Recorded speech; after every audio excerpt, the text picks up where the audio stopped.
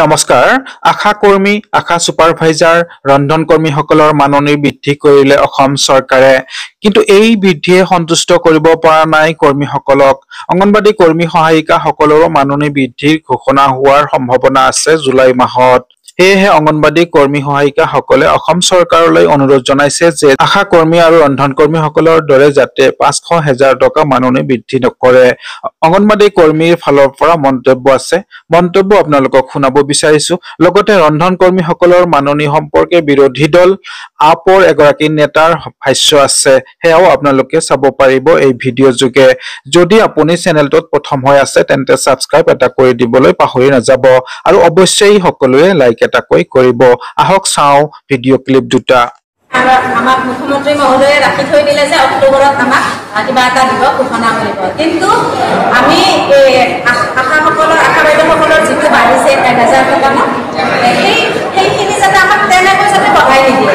কাৰণ আমি এটা যিটো কাম কৰি আছো, আমি আজি গোটেই শিশুখিনিক আমি চম্ভালি আছো, যিটো একেবাৰে গৰ্ভাৱস্থাৰ পৰা আমি মেইন সময়খিনিয়ে আমি শিশুখিনিৰ আমি পাওঁ।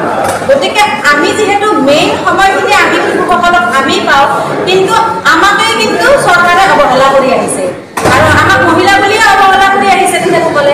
কিন্তু আমাক যিটো ছিষ্টেমত যিটো মাননিৰে ৰাখি থৈছে আজি ইমান বছৰে, সেইখিনিৰে কিন্তু আমাৰ ঘৰ এখনটো চলা দূৰৰে কথা, আমি অংগনবাড়ী কৰ্মী আৰু সহায়িকাগৰাকী নিজে চলিবলৈও আমাৰ নহয় সেইখিনি টকাৰে।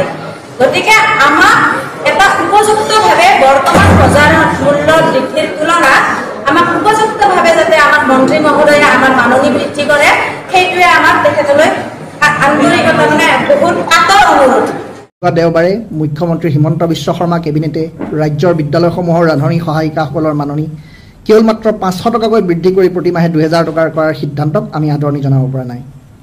যোৱা ২০০৫ চনৰ পৰা আৰম্ভ হোৱা এই বিদ্যালয়ৰ মধ্যাহ্ন ভোজন আঁচনিত জড়িত ৰান্ধনী সহায়িকাসকলে যোৱা ২০ বছৰে বহু আন্দোলন, প্ৰতিবাদ আৰু আদালতৰ হস্তক্ষেপৰ পাছতহে ১৫০০ টকাকৈ মাননি পাবলৈ সক্ষম হৈছিল। যি সময়ত মন্ত্ৰী বিধায়কসকলে নিজ নিজ ইচ্ছা অনুসৰি নিজৰ দৰমহা বিগত ২০ বছৰে প্ৰায় ৬-৭ গুণ বৃদ্ধি কৰিলে, যি সময়ত ব্যাপক মুদ্ৰাস্ফীতিৰ ফলত অত্যাৱশ্যকীয় সামগ্ৰীৰ পৰা জীৱনদায়িনী ঔষধলৈকে সকলোৰে মূল্য আকাশলংঘী হৈ পৰিল, সেই সময়ত কেৱল মাত্ৰ ১৫০০ বা ২,০০০ টকাত এটা পৰিয়াল চলা সম্ভৱ জানো? মুখ্যমন্ত্ৰী ডাঙৰীয়া, আমি আপোনাক প্ৰশ্ন কৰিব বিচাৰিছোঁ, একেখিনি কামৰ বাবে কেৰালা ৰাজ্যত, তামিলনাডুত বা বেলেগ এখন ৰাজ্যত যদি ৰান্ধনী সহায়িকাসকলে প্ৰতিমাহে ১০,০০০ টকা, ১২,০০০ টকা, ৮,০০০ টকা মাননি পাব পাৰে, অসমৰ ৰান্ধনীসকলৰ সৈতে এই বৈষম্য কিয়? আপুনি সততে দেখোন কৈ থাকে তেওঁলোক চৰকাৰী চাকৰিয়াল, তেওঁলোকে আন্দোলন কৰিব নোৱাৰে, তেওঁলোকে অৰুণোদয় আঁচনিও নাপায়। তেন্তে তেখেতসকলক চৰকাৰী চাকৰিয়ালসকলৰ দৰে ন্যূনতম যিখিনি মৰ্যাদা, ন্যূনতম যিখিনি সুবিধা সেয়া প্ৰদান নকৰে কিয়? আমি ক'ব বিচাৰিছোঁ মধ্যাহ্ন ভোজন কৰ্মীসকলৰ প্ৰতি এয়া চৰম অন্যায়, এয়া তেওঁলোকৰ প্ৰতি এক চৰম শোষণ, এয়া এক মুক্ত শোষণ।